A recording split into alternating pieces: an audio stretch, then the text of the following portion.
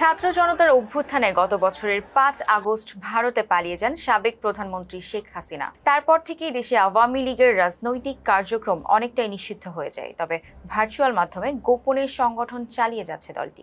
ভারতীয় গণমাধ্যম নিউজ 18-এর প্রতিবেদনে বলা হয়েছে, দলের নেতারা বর্তমানে এনক্রিপ্টেড মেসেজিং অ্যাপ টেলিগ্রাম ব্যবহার করে সাংগঠনিক কাজ করছেন। এসব টেলিগ্রাম গ্রুপে এখন কেন্দ্রীয় নেতাদের পাশাপাশি সাবেক সংসদ সদস্য, জেলা ও উপজেলা পর্যায়ের নেতারাও যুক্ত হচ্ছেন। সূত্রগুলো জানাচ্ছে, প্রতিদিন রাত ৯টা থেকে গভীর রাত পর্যন্ত এসব ভার্চুয়াল বৈঠক চলে। কিছু টেলিগ্রাম গ্রুপে সদস্য সংখ্যা ২০ থেকে ৩০ হাজারের বেশি হয়ে গেছে। প্রতিবেদনে আরও বলা হয়েছে, শেখ হাসিনা মাঝে মাঝে এসব বৈঠকে ভার্চুয়ালি অংশ নেন। তবে সবচেয়ে বিতর্কিত বিষয় হচ্ছে, তার সঙ্গে সরাসরি কথা বলার জন্য অর্থ লেনদেনের অভিযোগ উঠেছে। এই অভিযোগের কেন্দ্রে রয়েছেন আওয়ামী লীগের সাধারণ সম্পাদক ওবায়দুল কাদের। দাবি করা হচ্ছে, তিনি একাধিক টেলিগ্রাম গ্রুপ সরাসরি নিয়ন্ত্রণ করছেন এবং সেগুলোকে রাজনৈতিক স্বার্থে ব্যবহার করছেন।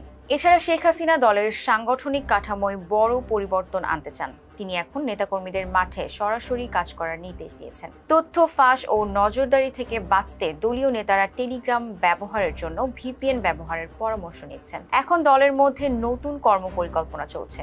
টেলিগ্রাম ভিত্তিক সংগঠনের পর তারা সরাসরি রাজপথে আন্দোলন শুরু করতে যাচ্ছে। দেশের প্রতিটি জেলা ও মহানগরে প্রতিরোধ কমিটি গঠন করা হচ্ছে। ছিলাম জান্নাত ইলিয়া। ফেস দ্য পিপলের সাথে থাকার জন্য ধন্যবাদ।